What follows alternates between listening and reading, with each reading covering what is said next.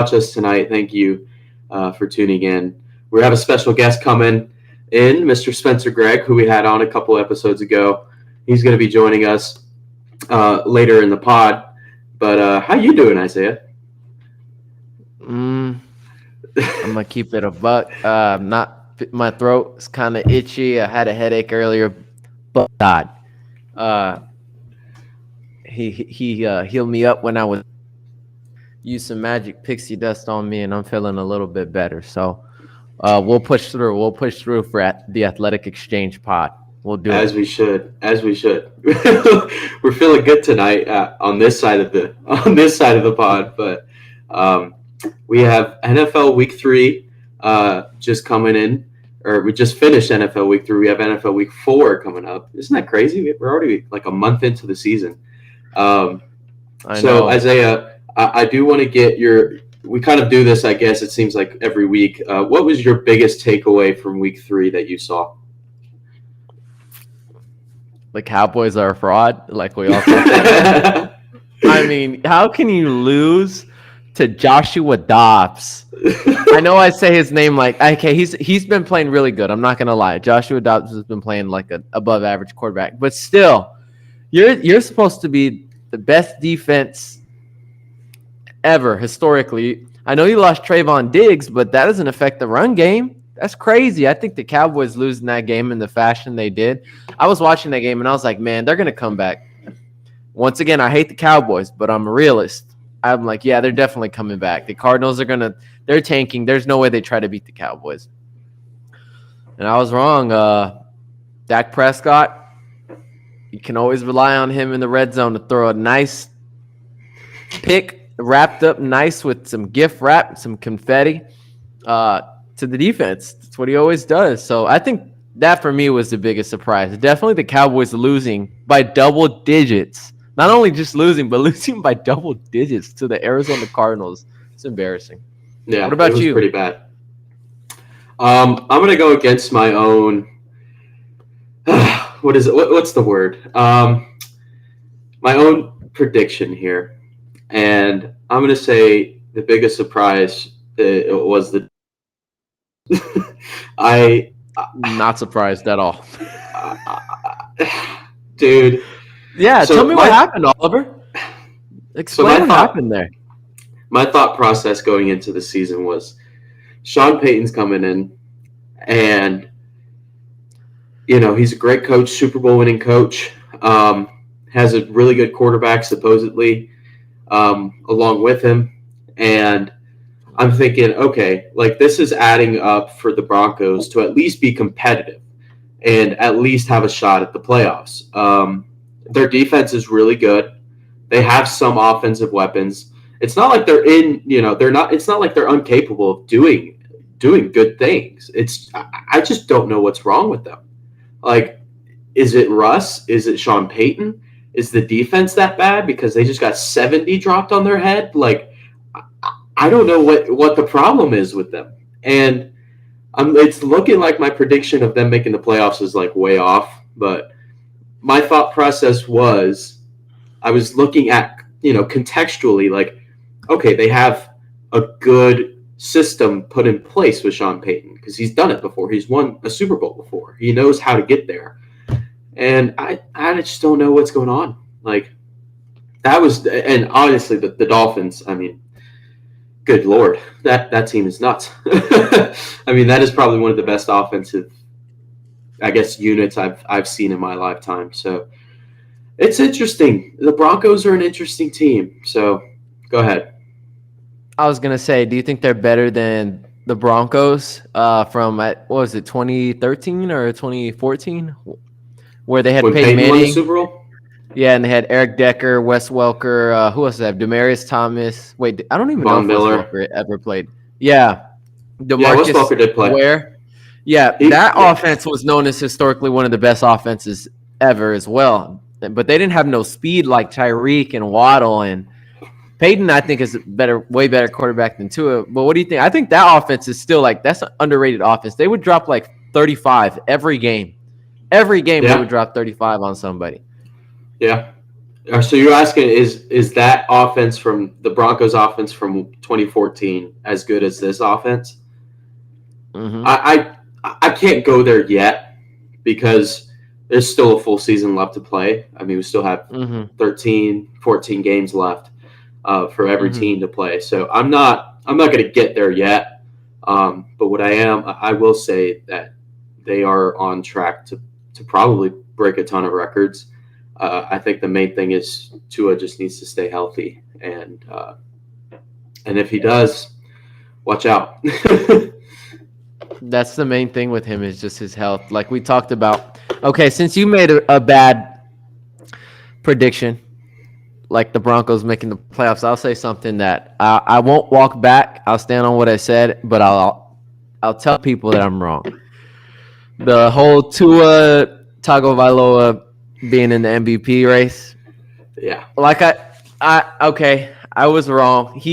I think when I watch him play, I've watched every single one of their games this season. He is like I know the play calls are good too, but it's like that like the receivers never have to speed up or slow down to catch the ball from him ever. And it's like it's crazy because you got to be talented because when you're throwing to a receiver like Tyreek, you have to throw it way ahead of him because you know he's fast. And then the slower receivers, not slow, they're slower. You have to throw it at a different speed to them because you know they're not as fast as Tyreek.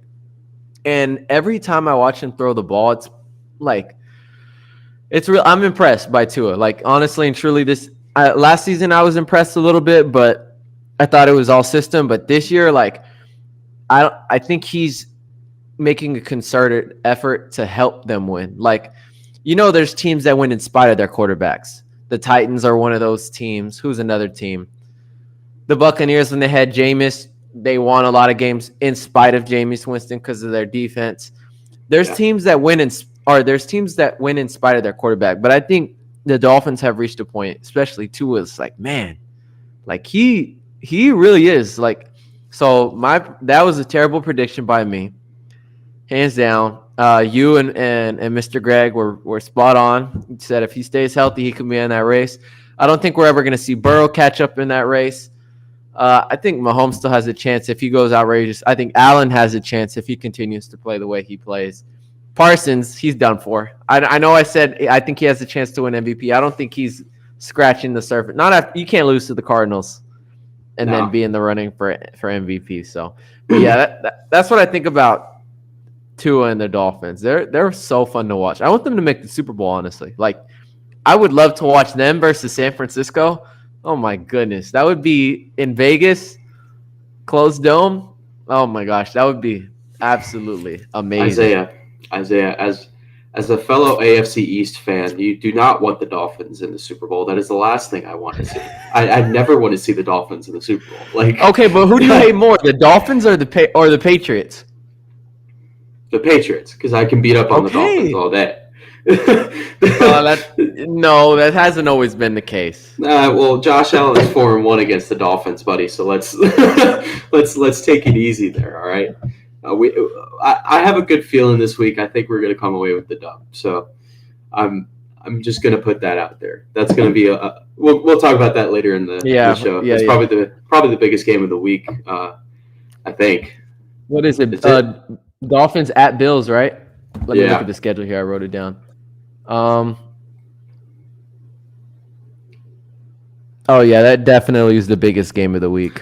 And they didn't flex it to primetime, which is terrible. Like I know they should have. Well, they had the Chiefs and Jets on Sunday Night Football, but that was under the presumption that Aaron Rodgers was going to be playing when they made the schedule, and that would have been probably the game of the week. But yeah, that's true. That's true. Well, we live in a world of unknowns. You never know what the Jets would have looked like now. So, okay.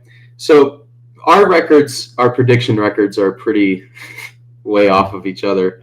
I think we both went 9-7 this week, but last week I 500. Last week I went like I don't even remember. It was like 8-9 or something like that. It was really bad. So you kind of smoked me week 2. But I'm hanging in there, man. I'm doing all right. I'm gonna make. Don't get too far behind. Don't get too far behind now. I'm gonna make some decent predictions this week. Okay. Okay. I did want to get your thoughts on this though. What do you think the path for Justin Fields is going forward? Do you think he's to blame, or do you think it's a Chicago Bear problem, which I think it is? I don't think it's Justin Fields' problem. But what do you think on that? Okay. I honestly, and I pride myself on, from a fan's perspective, not a coach, not somebody who's ever played professionally. From a fan's perspective, I feel like I know a lot about the game of football, like a lot of the ins and outs, like I do when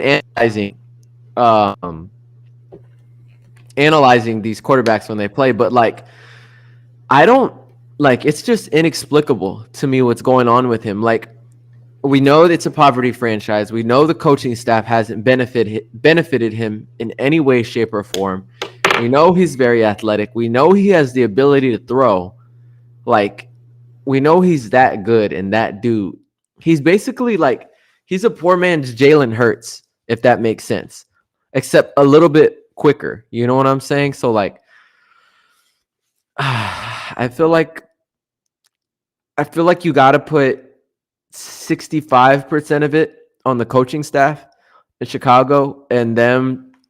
He came out and said that they were like making him think too much, or and Justin, he's trying to make the right plays at the right times, but at the end of the day, like, you got to look in the mirror because it's just so bad. Like, if you could see, like, when you watch the game, you seen the Jets play. When you watch Zach Wilson play, there's like, man, you could just tell this quarterback's not good. Like, I don't care what play is getting drawn up. And I feel like with Justin Fields, it's the same way. The only way he ever gets on ESPN, posted on their highlights or Bleacher Report or whatever, is if he runs 30 yards. And you can't sustain that. You can't do that for like forever. So, but then again, I watch him and he's staying in the pocket for so long, and he's holding on to the ball for so long. And I'm in my head, I'm thinking, bro, just throw the ball already. He has decent receivers, like Darnell Mooney and DJ Moore are good receivers. Yeah, they can get open. I don't honestly, Oliver, I have no clue. What do you think? Because I'm curious to see what you think, because it's just unexplainable to me. Like, Ohio State, when he was at Ohio State, I was like, man, this dude is the truth. He's like legit. And then you look at CJ Stroud, that dude is like legit. And I kind of panicked. I was like, oh, Houston, he might not. The dude has been popping off, and his head coach is a defensive-minded head coach. So it's like, what? And he has not as good receivers as the Bears have right now. The Texans have Tank Dell, and who else? Robert Woods. That's it. That's all they got. Or Nico Collins. Yeah. I mean, CJ Stroud is playing ridiculously good, and I don't know what it is for Fields. What do you think? Here's the thing. I think Justin Fields is at fault a little bit. Obviously, he's got to play better. I think it's more of a. It's got to be a Chicago Bears problem. Like, he has. Like, when have we seen in recent history a Chicago Bears quarterback succeed? You're absolutely right. Right. I can't think of one. I mean, Mitch Trubisky had one good year. Yeah. Wait. Did they make the playoffs with Trubisky? Did they go like 12-4? And it was under Matt Nagy, right? Yeah, but that defense was what carried them. That was one of the best defenses in the league at the time. They had Roquan Smith, I think. Yeah, they did. So I really think it's a Chicago Bears problem. I think Matt Eberflus is the worst head coach in the NFL. I mean, with that last name, Matt Eberflus, like, dude. What about the OC of the Cowboys, Brian Schottenheimer? I mean, what is he? He has. Here's the thing: Justin Fields has the talent. Absolutely has the talent. 100%. He has way more talent than Zach Wilson. I think he would actually be a lot better in New York. I think Justin Fields, if he was in the New York Jets organization right now, they'd win more games. Like, I think they'd have a shot at the playoffs. I mean, all he has to do with that defense, all he would have to do is just manage, make big plays like he can, and just do what he needs to do. But in Chicago, he's having to carry so much on his shoulders. Like, he's the guy. Like, he's the only person there that's, like, worth a damn. And he's going to fall on his face if that's the case. It's a team sport. So, obviously, a quarterback can elevate you, but you got to have the right pieces around you. So, I think it's definitely more of a Chicago Bears problem. They are just the worst organization in the National Football League. It's not even up for debate. And I think, honestly, compared to the Texans, D'Amico Ryans is a lot better coach than Eberflus is. I agree. So here's a hypothetical for you, since we're talking about Justin Fields. If he didn't fall to where he fell in the draft, and the Patriots selected, let's say, because I have a feeling, I don't know, I think Trey Lance was overhyped, but let's say the San Francisco 49ers selected Mac Jones, because we all know they wanted Mac Jones as well, but they decided on Trey Lance. And that thought blows my mind. I think if Mac Jones was there right now, I think they would be I think he might have won a Super Bowl already with that team. He's accurate. He's smart. Brock Purdy's good too, but I mean, I think I'm getting off track here a little bit, but I think Sam Darnold probably gives him a better chance to win a Super Bowl than Brock Purdy. Like, talent-wise and IQ-wise, I think Sam Darnold, in that system, he's a good quarterback. I know you've seen his USC tape. Buddy, I know you're sick, but are you okay? Like, are you mentally okay? Sam Darnold was he, the 1 or 2 pick or 3 pick? He's terrible. He's terrible. He played for the Jets. Duh! Look what happened to Zach Wilson. He played for the Jets. Yeah, but he also went to Carolina. He sucked there. I mean, who's ever been good in Carolina since Cam left? Nobody. It's a pattern. You might be right with the whole. Like, it's an organizational thing. That you need a good breeding ground for quarterbacks, especially young quarterbacks. But what was I saying? Oh, so do you think if the Patriots drafted Justin Fields, do you think this would be an issue, or do you think he'd be just as bad? Well, then again, he would have to have Matt Patricia as his offensive coordinator for 1 year, and I know that wouldn't have worked out. What do you think? This is a good question. I think he'd have a lot more success in New England just based off of coaching. Like, Bill Belichick would be able to coach him up, and I think the weapons there are really good. I think Stevenson is nuts. I think what's his name? Bourne am I going crazy? No, it's Bourne, Kendrick Bourne. Yeah. Thank you. I got him mixed up with KJ Osborne. It's like the Bourne thing in my head. But Kendrick Bourne is really good. Like, there are a lot of good players in New England and enough to keep Justin Fields upright. And obviously Mac Jones is finding and Gesicki's there. I always forget about Gesicki. But so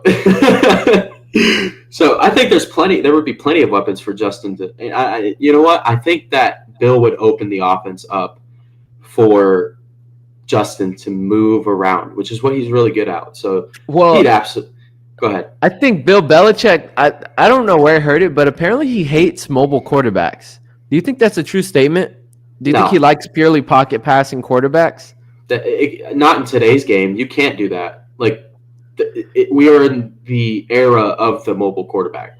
So if he wants to stick by that, go ahead. But it's not going to work. Like, it's just not how it works anymore. Well, you don't. Joe Burrow is not a mobile quarterback, and he kind of is. The Super Bowl. He kind of is, though. Right. He can move. I mean, Mahomes can move. Allen can move. Hurts can move. Would you consider Herbert a mobile quarterback in Lawrence? More or less. I mean, comparing it to like prior eras, like Big Ben Roethlisberger. That dude was a sack of potatoes. Slow, dude. He was slow. Like, if we're comparing it to that era of quarterback, yeah, then absolutely those guys are mobile. Because, like, Justin Herbert can get out and run if he wants.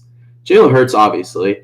Joe Burrow can get out and run. It's not a matter of, like, oh, do you choose to run? It's more of like, can they run when they need to? And that I think so. I think most of the guys nowadays are more or less mobile. Mm-hmm. Yeah. Oh man, we're really kind of slow today, aren't we? Yeah. We're waiting on Mr. Greg here, but I kind of want to get his predictions on the games here. See what his picks are. I can't wait till we get into CFB and he talks about his Longhorns and how they poached your Baylor Bears, poached them. But we'll get into that later. I really don't want to talk about it. So I want to ask you something real quick before Mr. Greg gets in here. What do you think of and I want your full perspective, and I'll give mine. What do you think of the whole Colin Kaepernick, J. Cole situation where he wrote a letter to Joe Douglas in New York and basically said, hey, I know you guys are struggling right now. I don't even want to play on the team. I don't want to be the backup or the third string. I want you to put me on the practice squad. Let me sign your practice squad. Let me be help for your defense. Let me let the defense see a mobile quarterback in practice every day. And if need be for emergency, you can bring me up. I'll be the third string, second string, hopefully be a mentor. Hopefully fill that role for this team. Just hit me up, basically, is what he said. And he said he also made sure to say, best case scenario, you like me and you keep me and I'm cheap. Worst case, you don't like me and you let me go. Drama free is basically what he's insinuating. What do you think of Kaepernick still trying to come back and so desperate at this point that he's trying to get onto a practice squad? Like he's asking a team to get onto a practice squad. What do you think of that?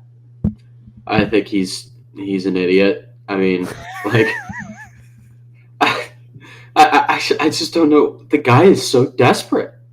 It's like, well, dude, you made a Super Bowl. Good on you, buddy. Like, that was 2012. Like, that was 11 years ago. Wow. That's crazy. Like, Colin Kaepernick has not had a job in the NFL for 8 years. 8. And do you think a team is going to take a chance on a guy, no matter if he's kept up his cardio, his throwing ability? He's in his 30s. Like, he's in his mid 30s. Like, these, and especially with all the political kind of bonanza that comes with him, like, I don't think teams are going to take a chance on him. Like, there's no reason for them to. There's no reason for the risk. The risk reward isn't adding up for him. So I think he's just desperate. I think he's an idiot. I've always thought this. I never understood why he did what he did a few years back. But, I mean, we're not a political podcast, so I'm not getting into that. But Got you. So, well, I want to say something. So I think he's also very, very desperate. I think it's delusional that he thinks he's going to get onto a roster. I do, however, I like Colin Kaepernick, and I want him to play, but I don't think he's going to get that chance. And I don't think that because if you remember years ago when he was trying to get back, the NFL came out because, you know, they were being accused of racism and stuff like that because of him being blackballed from the league. So what they did for the first time ever was set up a private workout for a former player, somebody that's already in the league, and for other scouts to go and watch him. And that was supposed to be at I believe it was the Atlanta Falcons Stadium, is where that workout was supposed to be held. So this is his chance, right? Oh, he's finally going to get into the league. So he goes, and the day of the workout comes where he's supposed to be getting ready to go. And a couple hours prior, he lets them know he's not doing the workout there with the NFL film crew there, all the scouts. He's doing it at a local high school. And nobody attended. He just had his camera team because he moved the workout and he wanted to be difficult because they were trying to make him sign a waiver. And he didn't want to sign that waiver, but the league was like, basically he was telling the league, why do I have to sign this waiver? And they're like, dude, we're doing a workout for you. Like, what are you complaining about? So long story short, he doesn't get signed by nobody. And I think that if that was his I think that was his best chance to get back into the league. And I was listening to Stephen A. Smith this morning. He said that he has, you know how he is with the sources. He said with his. Hold on, we got Triple G in here. Oh, how you doing, Mr. Greg? I'm good. Finish your thought. I say I've been listening and checking it out, so I'm curious. All right, so I heard the Stephen A. Smith say that he was told that he'd be surprised if Colin Kaepernick went 2 days without getting a phone call and being signed to a team if he did the workout the right way, where it was supposed to be held at the stadium with the waiver sign. So I think that was his best shot, like right there. And I think once that passed and he decided to do it his own way for whatever reason, whether you think that was right or wrong or whatever, I think after that teams were like, okay, we're not going to mess with Kaepernick. And I think you see that now. Like they're signing Trevor Siemian. Like, come on. Like there's quarterbacks out there that I think are so much better than him, but you see this with Cam Newton a little bit too. People don't want the drama associated or the bravado that comes along with signing a quarterback that's either been in the news, that's flashy, that's outspoken, that's typically was a fan favorite of a team, like a Kaepernick, like a Newton, like all these other QBs. They want quarterbacks that are going to keep their mouth shut and not going to say nothing, and you want them as your backup or third. Like you can't have really, really good quarterbacks as your backup. You know what I'm saying? So that's what I think about the Kaepernick situation right now. I thought the letter was sincere, and I thought he meant everything he said. But I think I think it's so like it's close to 0% that he gets signed into a team in the NFL. So those are my thoughts, Oliver. Mr. Gray, you want to chime in? As we said earlier, we are not a political podcast, so abstain from a comment other than I agree with the last part of what you said about I don't see him getting signed anywhere. There's too many factors that are involved, and I just can't see it. But like you said, Trevor Siemian, come on. But I'm like you. I wish you did have an opportunity to play. Yes, that's not his card. So I'm just gonna leave it there. Yeah. I honestly, I think the biggest thing is him not playing for 8 years. Like that's a long time for a person not to be playing, and then for them to be just kind of thrown into an NFL organization. Like the team, like the league has changed a lot in 8 years, and he's aging. I mean, I hate to say it, the guy's like in his mid-30s. It would be hard for him, I think, to even be in a locker room and competing, because I don't think he would be able to, because it's hard. It's hard nowadays, and it's changed so much since he was last in the league. So I think that's kind of the biggest thing, and I think that's like I said earlier, the risk reward of signing a guy who hasn't played for that long, and the amount of cardio that he has to catch up on, the amount of playbook knowledge he has to catch up on, and all that. Like that would be tough, but. Well, my only pushback to that, and this is not by any means a comparison, like of ability and all that, but I mean, how old was Tom Brady when he went to Tampa Bay?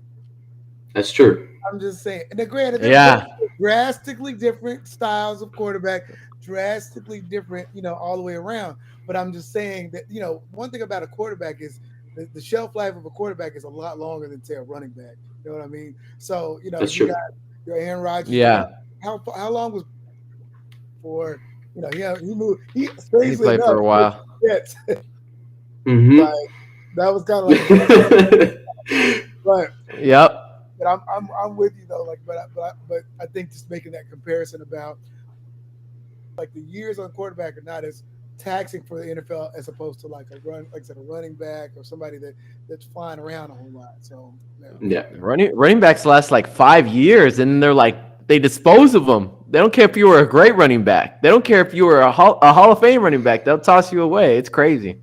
Yep. Yes. You take a lot of punishment as a running back, so that's for sure. But then you see people like Colt McCoy still in the league. Hasn't like it's come on, like Mr. Greg, did you know Shane Buechele? Shane Buechele is like the 4th string for the Bills or the 3rd string. I just found that out today. Hold on to the job now. Listen. Clipboard. That's good. You never know. You might need it. Oh my goodness. Speaking of which, So I heard Isaiah hating on my Longhorns earlier. I don't know how I feel about that. I'm just saying. Who is hating on the Longhorns? We can save it just a little bit. I just wanted to let you know. I didn't. Well, I was not hating on your. That might have been Oliver. I was not hating. I didn't say a word. I didn't say a word. I predicted Texas would beat Baylor, and I told him there's going to be a beatdown. I told Oliver it ain't no trap game. I said Texas is going to beat Baylor. I told him. We'll get into that later. Goodness. Yes. Don't think look, these work. These work really well. Oh my goodness. It's all good. No, I don't even want to think about it. It's we're in the depths of despair. But okay, let's get into our picks for week 3 here. We're gonna let Mr. Greg pick along with us here. So we have we're gonna pick all, what is it? How many games are there? 16, 17 games, something like that. But so we'll start obviously with the Thursday night game. So starting with Lions and Packers, Mr. Greg, I'll let you kick us off. Man, you know where I'm finna go. Like I said, this past week it was real close, and I almost got 3-1 on my pick. So I'm riding with the Packers. I don't care what the Lions did that last minute comeback, and I was not a y'all are lucky as all get out. I'm still riding with the Packers. We're gonna go with that. So I don't even know what the line is. Give me that what point. It's +2 for the Packers. All right, Isaiah. It takes an intelligent man to recognize an intelligent man, and Mr. Greg is one of those intelligent men, and I also have to roll with the Packers. Green Bay, I was very impressed by their comeback. Nonetheless, it was against Atlanta, but the resilience to show they didn't have Watson, they didn't have Aaron Jones. I don't think they didn't have Bakhtiari. I mean, you got to give a lot of credit to that team for coming back. Jordan Love, I think he's a good quarterback, and they played against. I mean, the Lions' defense isn't that great, but a high-powered offense, and they won. I gotta go Green Bay on this one too, and they have home field. Mm-hmm. Yep. I think we're all unanimous. Down 17 unanswered. Everybody wrote them off for that game, and they just kept digging, and they won the game by a point, and it was still a win. Still, I was impressed by that. They did not give up. And in full disclosure, I am not a Packers fan by trade, but the fact that they kind of stuck with it, I was like, that's for me. Yeah, very impressed. Yeah. So yeah, I'm going. I'm right. Packers. Go Pack. I think it's going to be a good game, though. I think it's going to be a really good game. The Lions are a good team. It's not like they're a bunch of scrubs, but right. I think the Packers having home field. I think Jordan Love's first game against the Lions as a starter is going to bode well for him. So I'll go Packers in this one. So we got game number 2 is the 9:30 a.m. kickoff, or 8:30 a.m. excuse me, over here. The Jaguars and Falcons in London. Isaiah, I'll start this one off with you. I think I got to roll with Jacksonville. I think they've realized they've been playing not their best football as of late, and it's confusing. It's hard to pinpoint why they're playing so bad, honestly. The Falcons are 2-1. They're a good team, but I think Jacksonville is going to go out there. Trevor Lawrence is going to perform well, and I think they're going to end up taking this game. Mr. Greg. I heard somebody say that an intelligent man definitely recognizes other intelligent men. I'm going to go. I'm on the same line of thinking. I think the experience of them being there before in Wembley and making that trip and whatnot, they know what to expect. They know what that jet lag is going to be like. And plus, I think they're due. They've been doing decent. I'm with you. I feel like they should be playing better than they are right now. And so I honestly don't know why their record is the way they are. I'm just like, wait, they should be kind of lighting it up right now. But I just think that advantage of them being over, they've already, they didn't do a game this year, but they did a game last year. So I feel like that just that experience alone is gonna. I mean, they're gonna play. They still got to play well. Don't misunderstand. But I think having them being over there, that trip is tough. I've actually taken that trip before to London like years ago, but it was like a 14, 15-hour flight. And man, that will wear on you like quick, fast, and hurt. So I think that's enough for me. I think they're -3. I'll 3. Yep, 3. Yep. Give me Jacksonville. I'm on the same page as you two. Unanimous again. I think I'm kind of all on the same points here. Like, I mean, I think the Falcons are solid, but I also think about the Jaguars fan base in London. Like, I think they're London's most popular team. So just by virtue of them being the only ones that play there every year.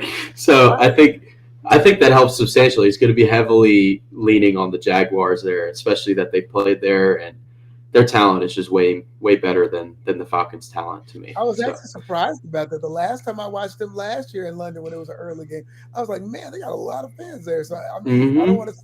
It's like a pseudo home game, sort of. Right. Exactly. So. All right. So our next game is. Oh God, I don't even want to pick this game. Broncos and Bears. Mr. Greg, you think I thoughts on this one? Oh my gosh, I don't really know. Like, oh man, this is kind of a toss up. I will say this: take the under in that game because ain't nobody scoring any offense on either side. Ain't nobody's say. Like, this is pretty horrible, but because I mean the defense 6, by the way. That's really high. That's high. For me. Really that's odd. Whoa. I mean, I don't see it. If I'm wrong, then I'm wrong. Now, granted, like I said, I'm stuck on the side. Like I don't know. Like I said, but that under though, I would take the under. By the way, I just want to point out, and I told Oliver this on Sunday. I was like half a point away from going 7 out of 7. I was like so mad. Half a point Vikings and Kirk Cousins throwing an interception in the end zone. Straight 7 in a row. Like dang. So mad. And I showed Oliver my ticket. I was like, it was an insane ticket too. He had it like all the way down. Wow. And I told him because that was the 6th one, and the 7th one was right after it was that Seattle Seahawks game. And I said, "Look, watch, all of them will hit except that one." And I was hoping that they figured out. And Kirk Cousins just throws a dud in the end zone. I'm like, "Oh my god!" So, anyway, moving on. I just want to throw that in there. Nice. So Mr. Greg is neutral on this game. I'm passing. Isaiah. I mean, it's the battle of mid, basically. It's just so bad. I think the Broncos end up winning this game. I think they've shown major improvement on offense this year, but they can't stop a bloody nose with that defense. I mean, my goodness, that defense is getting ran through, thrown on. Don't even get me started on the Miami game. We'll talk about that briefly, but I mean, my goodness, they are terrible, and they got some good players, and they're terrible. But I think the Bears are worse. I mean, I mean, you can't get much. I'll be surprised if fans show up to that game. Where is it at? Is it in Chicago? Okay, there might be a lot of fans because that might be the only win they get of the season. But I still pick the Broncos. You know what? I just thought about that from the earlier segment, and then we talked about the whole, like y'all talked about it before I jumped on, but like the dynamics of whether it's the like team and coaching or is it just Justin Fields? I really feel like it's the organization, and like he has some issues, but like even if you look at his press conference, he kind of alluded to some things, and so I really think like it's a dumpster fire within the organization. So I changed my mind. I'm going to jump to Broncos based off of what you just said. I just don't see. Originally, I thought they were going to be a much better team to start the year. I did too. I'm not convinced. So I'm changing my lean. I'm going to lean the Broncos. So we'll go with that. Wow, we're unanimous 3 for 3. Look at that. It won't be that way for long. Right. Yeah. I'm rolling with the Broncos here. Broncos country. I don't know if you saw. Isaiah's been kind of hammering me on it. I picked the Broncos to make the playoffs, at the beginning of the season. Because contextually, I looked at it all. Sean Payton's coming in. He can fix Russell. They have and defensively. Like, I thought they would at least be competitive in the AFC West, but I guess forget about that. Like, they're 0-3 to start, so I don't even know what to think of them right now. What's the line on it? Win their first game. 3.5. Is it 3? Or 3.5. 3.5 for the Broncos. That's kind of tough. Well, I mean, and I think like everybody's kind of in line with us. I think like the majority of the public's on Denver. So, but they might. I mean, the public wins too, so it might be right. That's just hard pressed. I just think they got so many issues. Mm-hmm. Chicago's got so many issues. Anyway, yep. All right, next game, Ravens at Browns. I'll start with you, Isaiah. Oh, I'm going. I think. Yeah, this one it took some thought for me to think about this one. I think Deshaun Watson had a great game last game. I think the Browns, minus Nick Chubb, I think they can make it work. Honestly and truly, I think they can make it work. Now, I don't think they're going to be contenders or anything like that, but they could win some games. But the Ravens, I think they know deep down they should not have lost to the Indianapolis Colts. I don't know how they lost that game. Lamar didn't have his best game, but multitude of factors in that game. It was like a field goal shootout that game. The Ravens should have won that game if Justin Tucker would have made that field goal. It's unusual of him to miss those, but I think the Ravens know they need a bounce back game, and I think they're going to play well in a low scoring game. But I think Baltimore is going to end up taking this game, and it's in Cleveland, so I still think Baltimore is winning this game on the road. So, Mr. Greg. Okay, I'm split on these. I think I'm with you. Like, for me, I see a lot of unders this week. I think I'm with you on the under for that game. I see a grinding out kind of game. But here's where we disagree. I'm actually going to back the Browns. I think that their defense is going to hold true. I know there's some injuries on the Ravens, and so and you're right. Deshaun Watson had a pretty solid game this past week. So I think that they'll win a close one in Cleveland. So I'm taking the Browns, which I thought I would never say, but anyway, I'm okay. So you're the middleman, Oliver. Let's see which way you go, this way or that way. I'm with Mr. Greg here. I'm taking the Browns.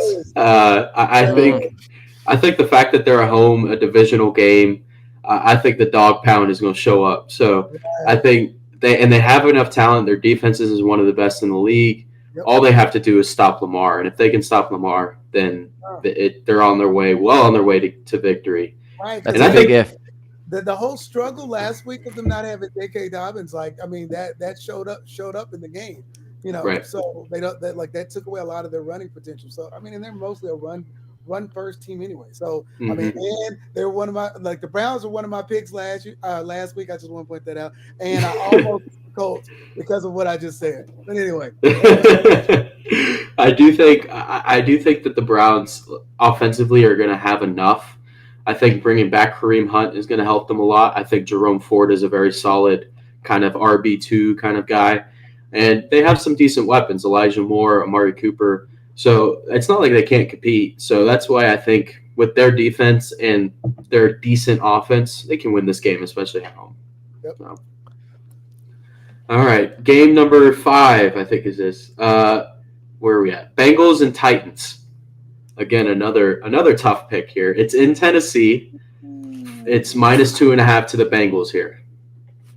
2.5? What an insult. That's crazy. Dude, they barely won. First, Mr. Greg. They barely won on Monday. I know. This was tough. I mean, so Titans had a decent game this last week. I don't know what's going on with Joe Burrow. He still needs to get his life together. I don't know. But that one is tough. I lean honestly towards the Titans just because I think the quarterback play has been better with Tennessee. Like, even though it's not like the bar is like super high, but I'm like, all right, come on. Bengals, wait, who's home? Where are they playing? It's in Tennessee. In Tennessee. You know what? I'm a ride with the Titans. I'll tell you what. Give me the Mm. Titans. What a take right there. Titans Wow. points. I'll take it. But granted, Okay. they might even win straight up. They might even win straight up. It's gonna. I don't Mm. think it's gonna be. It's not gonna be like an offensive like blitzkrieg of passing all over the yard. But it could be another grind out game, which is why I think, like I was saying, I feel like this week is another week of, or it's gonna be a week of unders for a lot of teams, and I feel like this is another Hmm. one that lines up for that. But I'll just park it there. That's a lean. That's not like a definite, but yeah, I'm going with Titans +3. I How about gotta take Cincinnati, and the reason I'm taking Cincinnati, yes, they barely beat the LA Rams this you? past week. A couple days ago, they barely beat the Rams. Mhm. But let's be fair. He was playing on a semi-injured calf. He clearly wasn't recovered all the way, and they got back into. They started force feeding Jamar Chase, and I think now that he's in his, he had like a over 120 plus yards, I think, in that Rams game. So I think Joe Burrow's going to have more time to heal up, and I think they realize what's at stake here, and I think they know that they have Cincinnati's or Tennessee's number because they did beat them in the playoffs. What was it 2 years ago? 2 years ago on their way to the Super Bowl, and he got sacked 9 times, and they still ended up winning that game. So I think Cincinnati's going to win this game, but I'm with you, Mr. Greg. I think it's going to be close and it's going to be low scoring because that Tennessee Titans defense is for real. They are for real. So, but I still got to give this one to Cincinnati. What about you, Oliver? I think again, I'm rolling with Mr. Greg here. I think the Titans Oh, win this one. I think they win it straight up, and this is honestly more of a spite pick here because I had the Bengals -3.5 on Monday night. They were up 10 with 2 minutes to go, and the LA Rams. Matt Stafford chucks it up to Puka Nakua on the 1 yard line, and they score, bringing the score to 19-16. And therefore, my 3.5 was dead. So I I'm took the Rams picking. +3. I remember I told you about that too. Yeah, it was not a good time in the men's home here. I was just it was in shambles. So I'm going to ride with the Titans. I think their defense is good enough. I think Derrick Henry's probably going to step up in this game. I think that Bengals defense is not as strong. So I think that Derrick Henry's going to have a decent game to keep it kind of within the Bengals, or excuse me, the Titans' wheelhouse. So I think they'll be able to pull it off, and especially being at home, I think those Titan fans are going to show up. So we shall see. We shall see. all right, so we're into probably the biggest game of the week.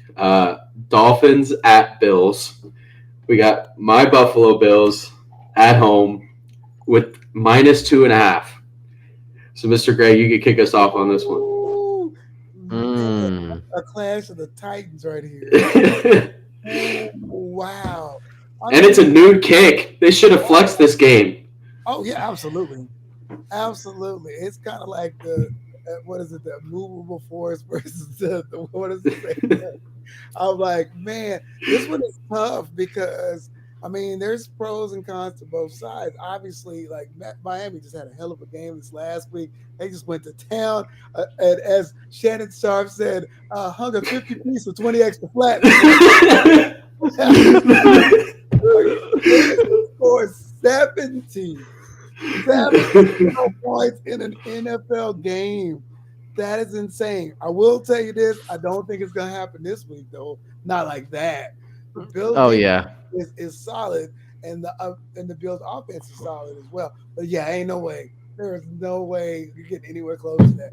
Now it'll be a decently scoring game, but I gotta go. Like I'm gonna lean with the Bills. I like the Bills here. I like the Bills. I think there's gonna be Yeah. regression. I think it's gonna be not a necessarily a I don't want to say a letdown, but it's like because of the hype that came with that 70 points and the fact that they didn't score, they didn't get the record and all that. Everybody and their mom are willing to bet it's going to lean towards the Dolphins, if not, with points or whatever. See it happening, like going to where they're gonna just mash the Bills at any point. So give me the Bills. Isaiah. Who's the line? Like, what's the line at? It's -2.5 for Buffalo. Okay, yeah, give me that. Wow. I think if that is it a home game for Buffalo? It is. I think if that was a home game for Miami, it would be the other way around. I think it'd be -2.5 for Miami. Because that's how you score 70 points and then you're underdog against the next week. Like that's mind-boggling to me. That's the NFL, man. Anyways, I gotta go with Miami here. I think, and we were talking about this earlier, Mr. Greg, that I had a bad take with Tua in the MVP race and him not being in the MVP. I don't think there was any shot. I was wrong. I'll sit here. I'll be a man, and I was wrong. He definitely has a chance to win MVP this year. He's very, very good. I think the Dolphins are so well-rounded. They're like the running game. I feel like what was lacking for them last year is a good running game. The running game this year has been absolutely insane. And Raheem Mostert and Devon Achane, those two, oh my goodness, like they are fast and they can run or they could pass it. So you can load up the box and stop the. If you try to do that, here comes the run game. Speedsters running straight through, right past you.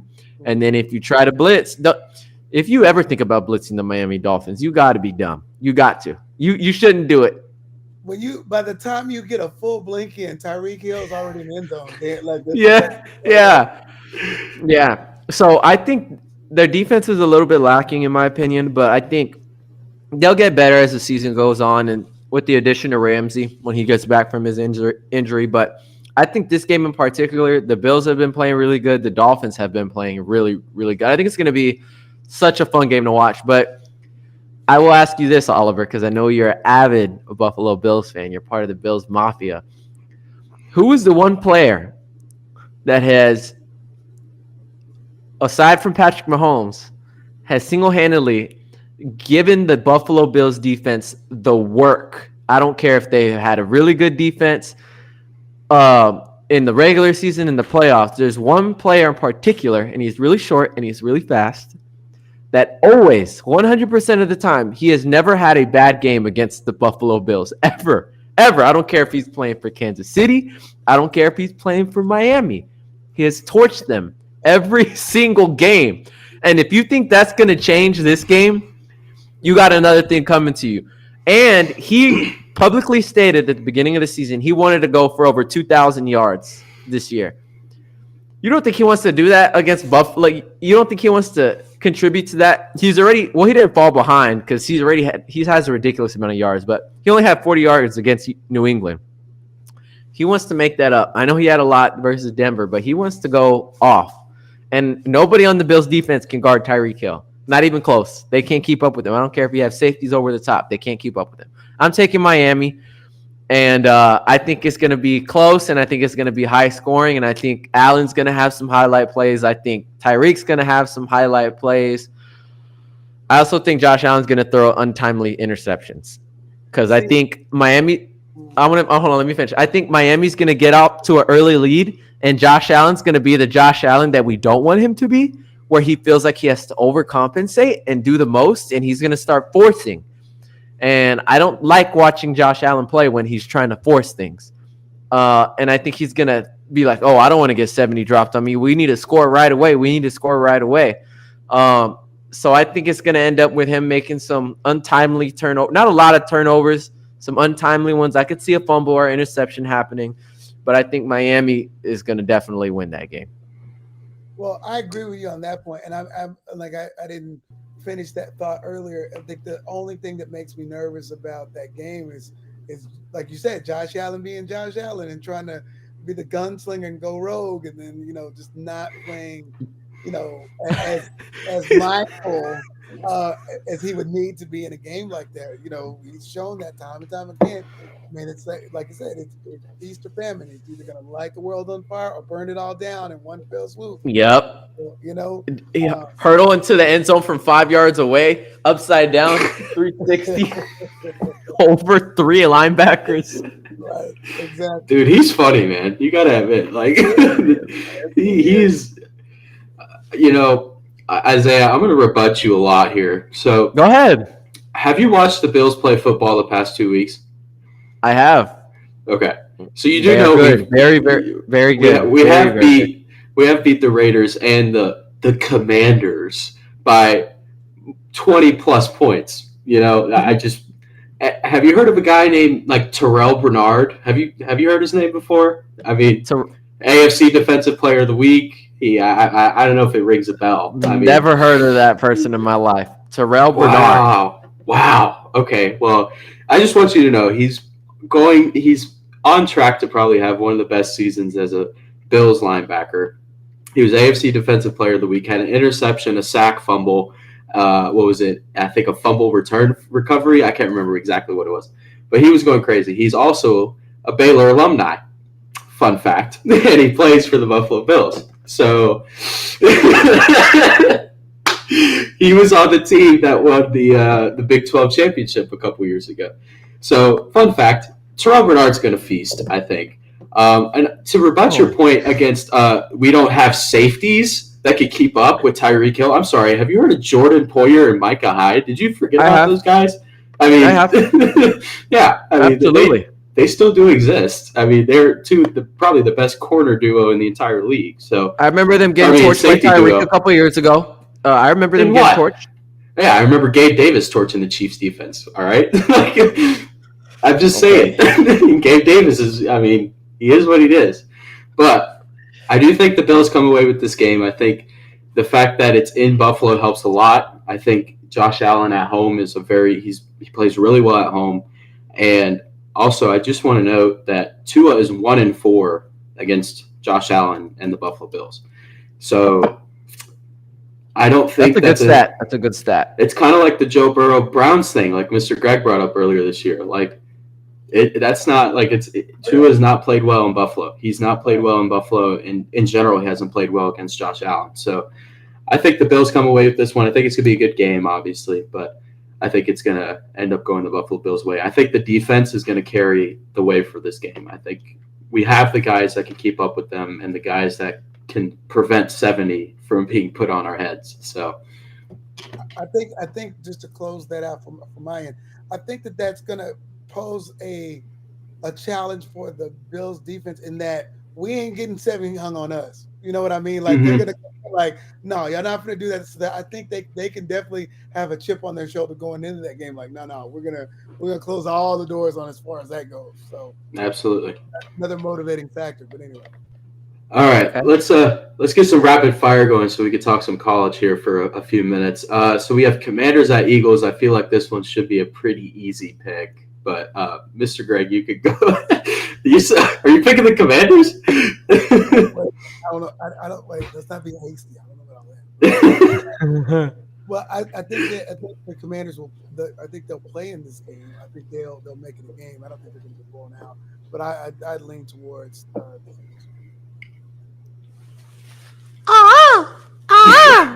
Fly, Eagles, fly. They are winning this game. They are beating down on that Washington Commanders team.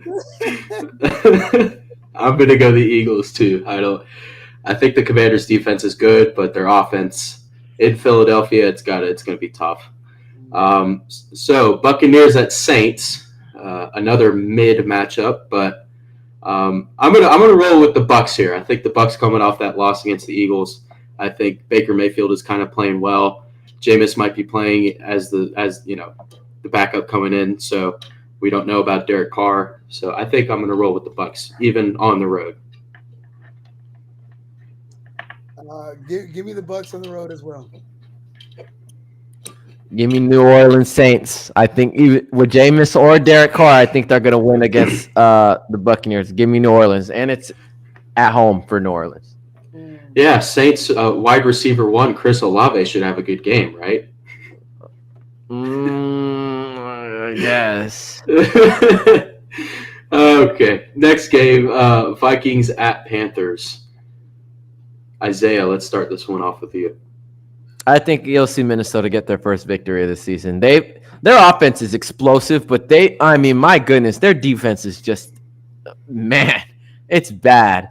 But I think the Panthers are worse, and I think Bryce Young's still out, and Dalton's not a good quarterback in my opinion. I think the Vikings win this game. Bryce is playing this week. Oh, he is? Mm-hmm. Even then, still got the Vikings. Mr. Greg? Same. I'm on the Vikings. Even though they burned me by half a point this week, I'm first win.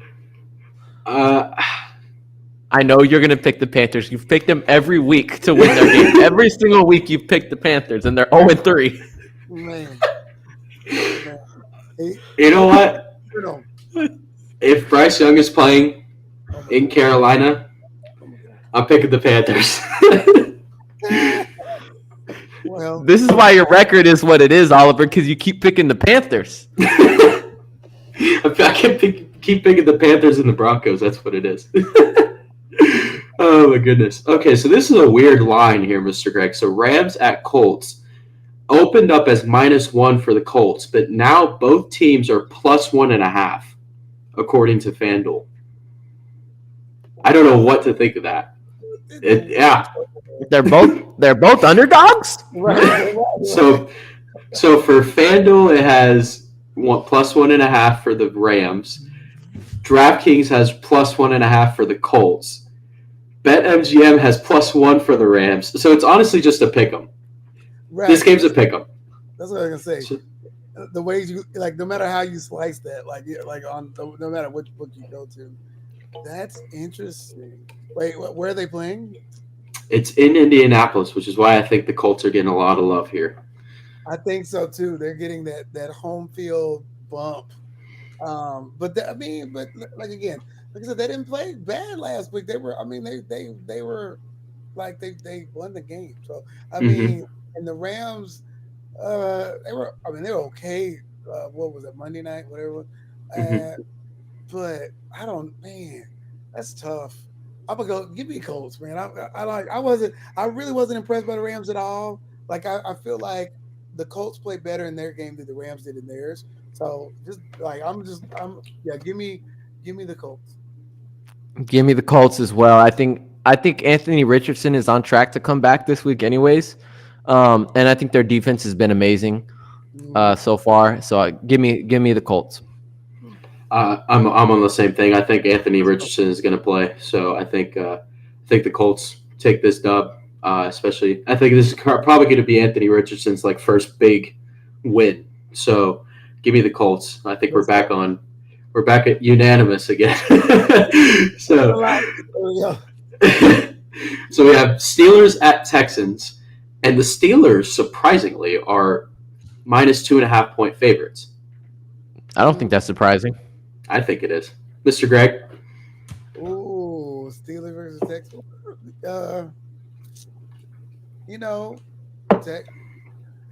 I don't know, Coach Mike Epps. I don't know. It's tough.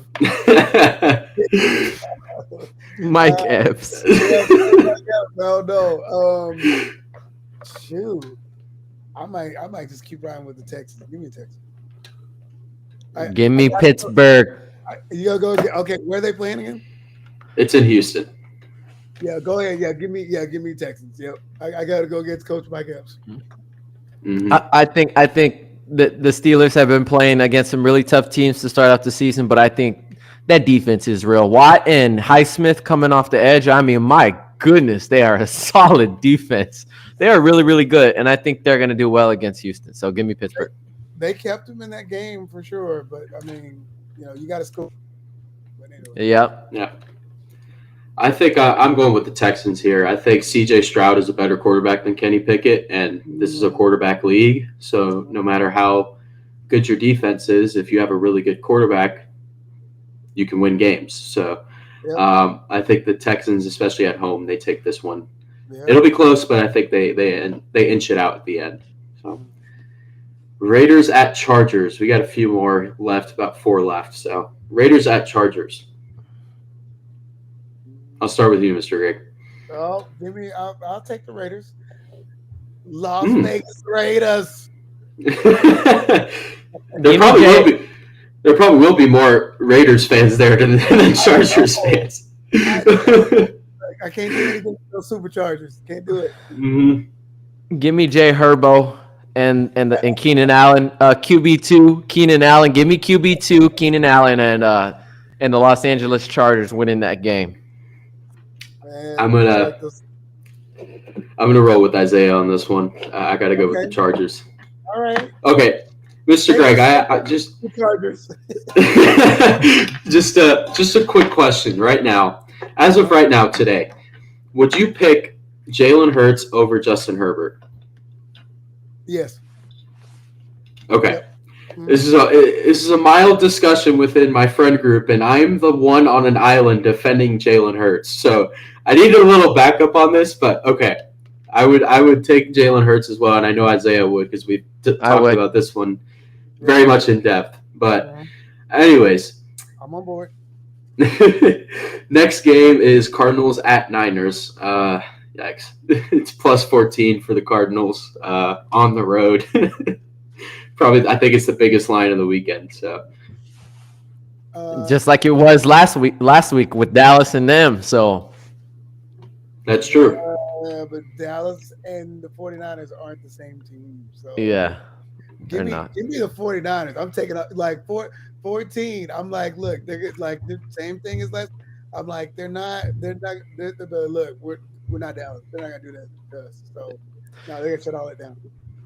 Give me the 49ers winning by 49 points. I'll take the 49ers by 50. A 50 piece and some extra. Yeah, and it's a 20 piece side. Shannon Sharp is hilarious, man. Oh my god, that dude is funny. So funny. I fell out of my chair. He was talking about Josh Dobbs. He said, "Oh my gosh." He said, Josh Dobbs played better than Dak Prescott. He's a NASA scientist. He's an astrophysicist. It had me so weak. It was so funny. That's the joke I hammer in about Josh Dobbs all the time. I'm like, did you know he was a NASA scientist? He interned at NASA. He's a rocket scientist. And when Shannon Sharp said that, I was like, see, I'm not the only one. Man, he had me cracking up the other day. I was like, man, he was funny. Him and Stephen A. together is amazing. I love it. But next game, we have Isaiah's Patriots against our local Dallas Cowboys. So, Isaiah, you can start this one off. I know you seem stressed out over there. Okay. I promise you I'm not biased because I did pick the Eagles to beat the Patriots in week 1. I think New England's going to win this game, not because of Ezekiel Elliott and the revenge game and all that. I think due to the fact that the Cardinals have laid out the blueprint that the way to beat Dallas is to run the ball right down their throat and out-physical them.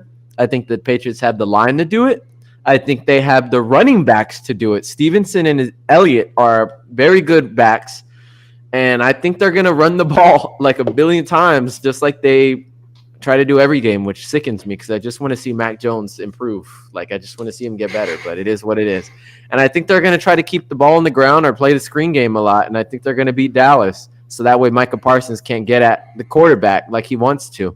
So that's and I think the Patriots defense is way too good to let Dallas run over them. And even if Dallas does get to the red zone, they always can't score in the red zone. Every game they can't score. And New England's specialty is red zone defense. Bill Belichick will let people get to the end zone, and then that's when offenses get tight. So give me New England. I like that analysis a lot. Mr. Greg? I concur. Like that was pretty spot on. As a Dallas fan, very spot on. Like, give me the better coach, and I definitely see it's a low-scoring game. They're gonna try to run that ball and keep running it the entire time. They're not gonna allow Dallas's defense to get back. I mean, they're gonna run the ball. They're not gonna really air it out a whole lot, and they're just gonna keep them from getting in the end zone. Like they'll make, like you said, they'll let them make it to the red zone. After that, it's shut down city. And if not, that's gonna do something dumb. And like he always does. Like he does. I mean, and I say that as a diehard Dallas fan. I'm like, this narrative has been repainting itself over and over again. So it's disappointing, but I gotta go with Isaiah on that one, and that's so hard to say. Yeah. Oh, Mr. Greg, I'm gonna pick your Cowboys just for you.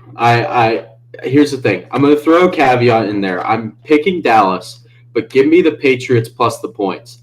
I think they're sitting at +7 right now, which I think is a lot for the Patriots. So I will take the Patriots on the points, but I think Dallas ends up winning this game. They need a rebound from what happened last week, and I think at home against Ezekiel Elliott, I think they're going to be motivated, and it's going to be a close game, but I think the Cowboys inch it out at the end. One more thing about that game.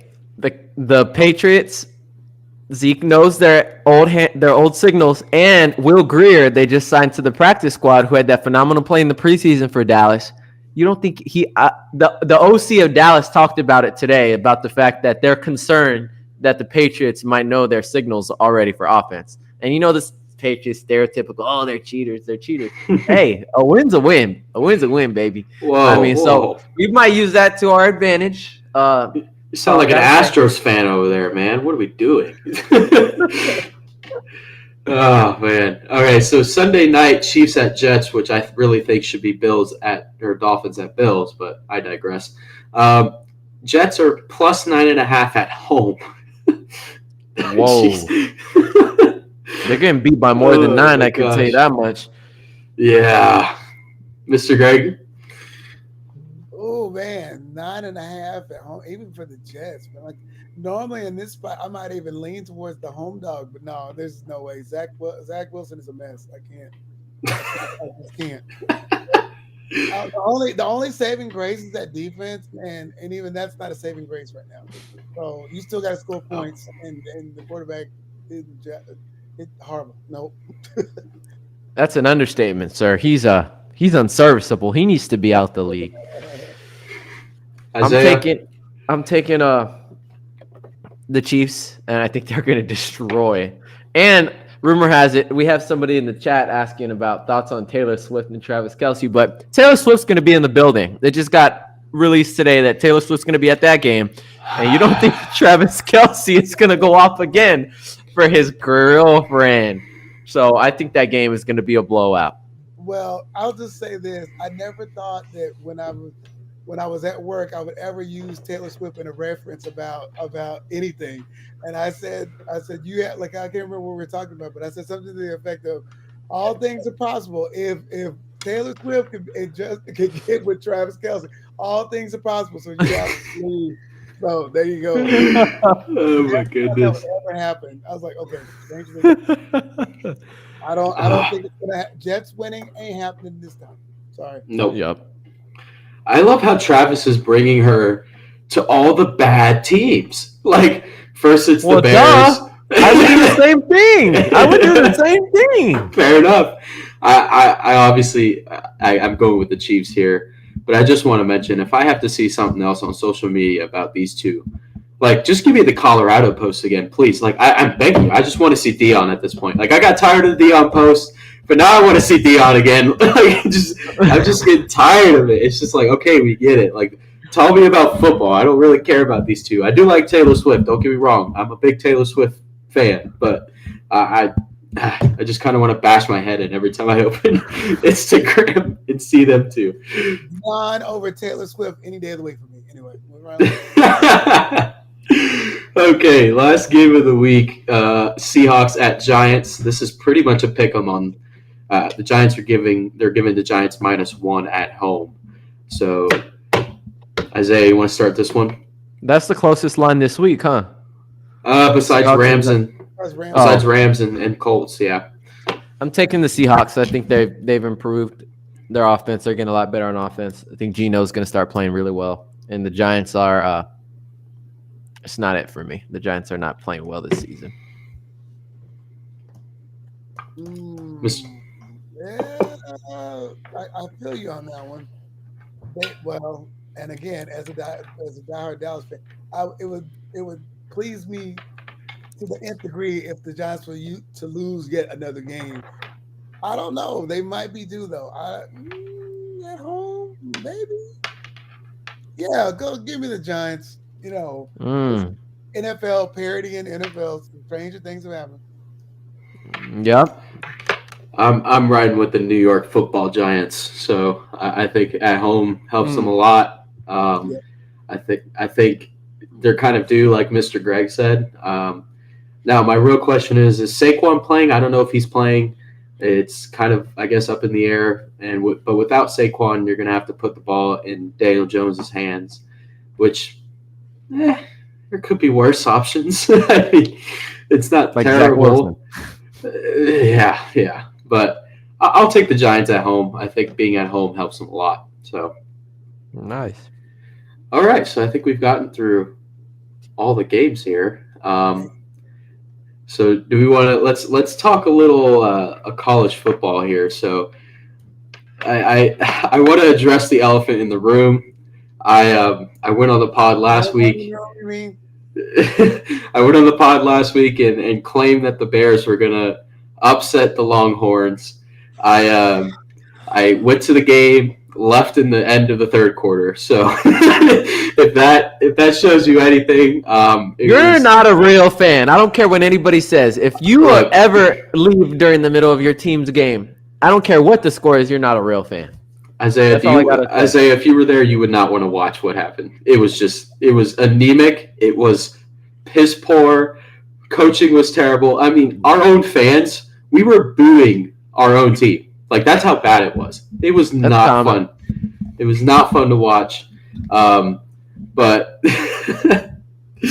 oh goodness. Okay, Mr. Greg, I do have to ask you this though. If you had to give a top 5 right now in college football, who would your top 5 teams be? Based off of 4 or 5 weeks, how many games have we played? 4 weeks? 4 weeks of football. All I know is Texas is 4-0. Yep, they sure are. They sure are. My Texas Longhorns are in fact 4-0. That being said, I still think Georgia's ruling the roost right now. So, I mean, them being on top, I have no issues with whatsoever with them being number 1 right now. I kind of feel like Michigan is a little sus at 2, right? They're number 2 right now. I don't necessarily feel the same, I don't necessarily agree with them right now as it relates to that. That doesn't mean that I don't think that they're playing well, but I don't think they're playing that well. I mean, honestly, Ohio State's been hit and miss, but they've been playing pretty solid. I like not necessarily at number 2, but I mean Michigan. Let me put it this way: I probably run it down like this. I probably would say Georgia number 1. I probably keep us at number. Oh no, that's that order. I'm sorry, Georgia, and then maybe Ohio State, or maybe even Penn State. I like the way that they've been playing recently. So Penn State's good. Yeah, they've been pretty solid. So I might do it. I might put Georgia first, Penn State second, us third. Maybe Ohio State. I think I would keep them at 4. I just don't feel like Michigan should be as high as they are right now. And then, but I could see them at 5, maybe above Florida State. But Washington is good too, man. That's tough. Like Washington and USC, they've all been playing lights out. Mr. Greg, yeah, I have Washington at 1. I've watched every week. I respect it. They are really good. Like, you know what? Yeah, I respect. I think they're playing like the best team in the country right now, and obviously they've been playing somewhat inferior opponents, but they've been doing what they're supposed to do. I mean, they're putting 50-60 on these guys' heads every week, and they probably have the best offense in the entire country. I think Michael Penix Jr. is probably leading the Heisman race at this point, and Romo Dunze that dude is for sure a first rounder next year. Yeah. So I personally have Washington as my number 1 right now. I have Georgia at 2, Texas at 3. I have Penn State at 4. I'm stuck between Ohio State and Michigan at 5 because Ohio State obviously won against Notre Dame this weekend, but I'm still not sold. I don't think they're as good as they're put out to be. I don't trust Kyle McCord yet. I don't know how that offense is going to look going against Michigan, going against Penn State later in the year. So I'm kind of stuck. I guess right now I would put Oregon over both of those teams right now. I would put Oregon over Michigan and Ohio State as of right now. That's just kind of it's fluid, but Oregon just put the boots to Colorado. It wasn't even that was not even a contest. I mean, did you see that hype video that they or like the video of the what was it? They were recapping the Colorado game. Yeah. I mean, good Lord. But Oregon over USC right now? I think that they played a really okay. I want to say Colorado's a good team, but I mean, the whole world had Oregon favored by a lot. I took a minus 21. I mean, I think here's the thing: USC kind of looked shaky against ASU. They looked really shaky. I don't know, Mr. Greg, if you stayed up for that one, but they looked shaky. There was a time where it was like 24-21 against Arizona State. Like that scares me a little bit. Like Washington has proven like they're not keeping games close. They're gonna come out and Michael Penix Jr. is not playing in the fourth quarter. Like he's throwing up like 400 yards and 4 touchdowns in 3 quarters and he's out. Like yeah, I'm good. Yeah. So I think USC has a lot to prove, and if they beat Colorado this week, I think obviously they're still gonna. I think they're gonna beat Colorado, but I think Colorado will be motivated coming off a loss. I don't know if Travis Hunter will be back, but that's going to be a decent game in Boulder. But Isaiah, what's your top 5, I guess? Give me Georgia number 1. Give me I think Texas is that good. Give me Texas number 2. Give me Michigan number 3. Give me Florida State number 4. Give me Florida State number 4. Give me Florida State. I think their game against Clemson, that was like, I mean, I know it's Clemson and they haven't been doing like amazing, but I mean, what a win. I don't know if you watched that game though. It was an overtime game. I mean, man, that was a game right there. I mean, Florida State, I'm thoroughly impressed with Florida State. And then 5 for me is going to be Ohio State. I think about that one. I'm about to read. I think Florida State's been shaky. I like after that LSU win, like they barely beat Boston College, and then they take Clemson to overtime, which Clemson's Clemson, but I just don't know. I would take them over Ohio State. I think that's kind of a tough one, but I mean they're ranked what? Like number 4 right now, Mr. Greg. I don't think that's the right ranking for them at this point. I don't either. Well, I think it's like Georgia, Michigan, Texas, Ohio State, Florida State, Penn State is like the top 6. Mm-hmm. So Washington is number 7. But yeah, But you know what? Like I said, I'll reevaluate. But I think you're right about Washington. They're pretty good. But anyway, I think they're running the Pac-12. I don't think anyone's going to get close to them. USC maybe. But Oregon, But I just think they're that good. I think Washington is going to make the playoff this year. So, but all right, I think we're an hour and a half. Look at that. We've been running a long time for the most recent episodes. I guess we get into it. So we didn't even talk about Dame. That was supposed to be a topic. But game right now. I got other stuff I got. But all right, thanks everyone for tuning in. Thank you, Mr. Greg, again for joining us. It's always the legend, Triple G. Always a great time. Look 'em horns. Oh my goodness! Listen, it was a pleasure, man. Like I love being on. Like I said, anytime we call, I'm down. So, yeah. And we can talk again about what Texas wins next week. But anyway, I told you this. They will. It's gonna be fun to watch. Watch what I tell you. Oh, I forgot to put Central Texas College in my rankings. I'll give them number 5. I'm just kidding. Oh my goodness. All right. Well, thank you again, Mr. Greg. We appreciate it. We'll definitely be in touch. Thank you, sir. Next couple of days off. But see y'all later. Thanks, everyone. All right. Okay. Goodbye, Mr. Greg. All right. Well, Isaiah, so it was a good one.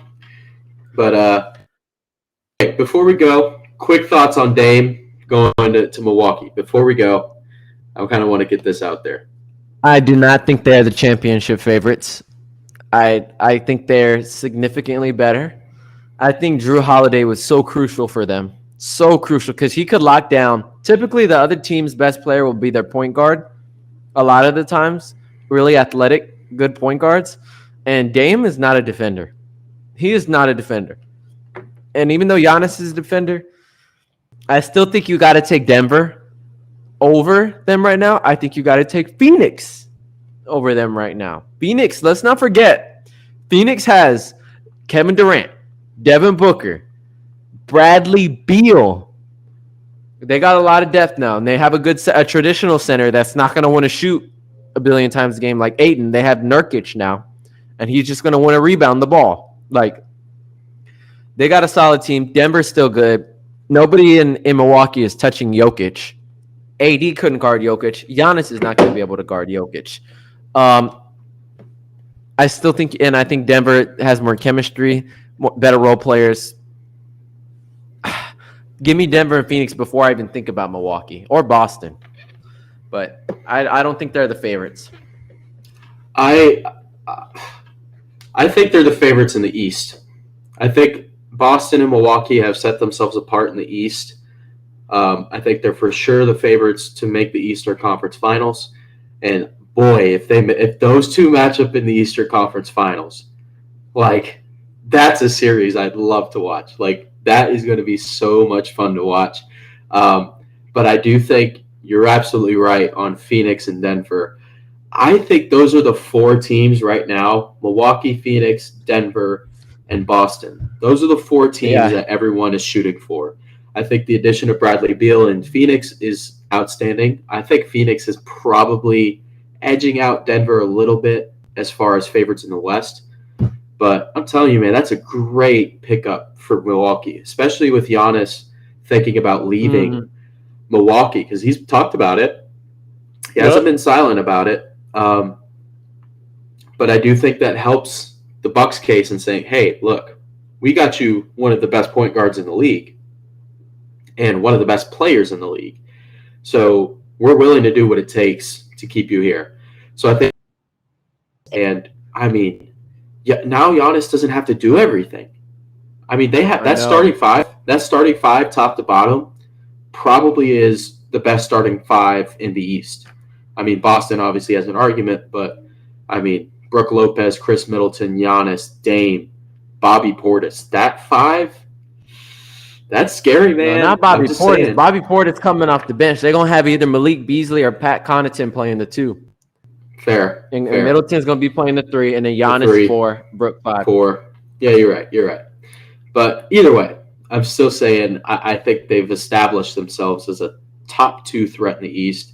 And I think, man, this NBA season is going to be fun. I'm so excited. Like, I know. There are a lot of teams that are good this year. And we'll talk about the NBA later, but this take is going to be crazy. I know it's going to be shocking. And I know you're going to appreciate this take.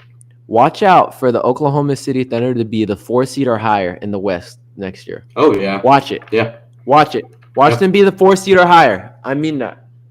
They're kind of on the I'm thinking they're going to be the Sacramento Kings of last year. Like, you know, when everyone was a surprise that I think they're going to be better than the Kings. I can see that. I mean, Shea, Giddey, Holmgren. I mean, yeah. I mean, damn, they got a squad over there, man. They got a 6 squad. Yeah, they do. They do. Lou Dort. Don't forget about Lou Dort. What's his first name? Lugens Dort. No, that dude is good. He's defensively, he's insane. But I think that's a great take. I appreciate that take. But the Mavs, though, watch out for the Mavs. Just saying. Grant Williams, Kyrie. The Mavs. You just got to see how Kyrie plays. Oh, I think they'll both play good, Luka and Kyrie. But they got to play. Basketball is a team sport. I mean, come on. Yeah, that's fair. But we'll have an NBA preview right before the season starts. We still have a couple more weeks for that. Man, this could be interfering with the NFL, man. I hate that. But I love the NBA, so we're going to get into it. But anyways, thanks everyone for watching. Be sure to leave us a review, subscribe, like, comment, whatever you want. And we'll be back here live probably on Wednesday again, or Tuesday. I don't know. Yeah, Oliver was occupied yesterday, but we won't talk about that. I'm sorry, buddy. I'm sorry. But what were you All saying? right. I was going to say speaking? thank you guys once again for tuning into the Athletic Exchange podcast, and we'll see you guys next week. I hate that at all. I hated that a lot. But all right, we will see everyone next week. Thanks for tuning in, and make sure you watch our live streams. We're watching the chats. We are going to interact with your chats if you have them. So whatever takes you want to talk about, put them in there, and we'll react to them, give our thoughts. And we're going to think about coming up with a system of calling in to the podcast, so keep an eye out for that. So we'll take your calls and shut you out whenever we want to. So everybody except Cowboys fans. Cowboys fans are not allowed on the podcast. Yeah, no Cowboys fans. We're not dealing with the nonsense. But we're going to figure that out. And once we do, we're going to get that info out to y'all. So, all right. Well, an hour and a half we hit. So thanks for listening, guys. We'll see you guys next week.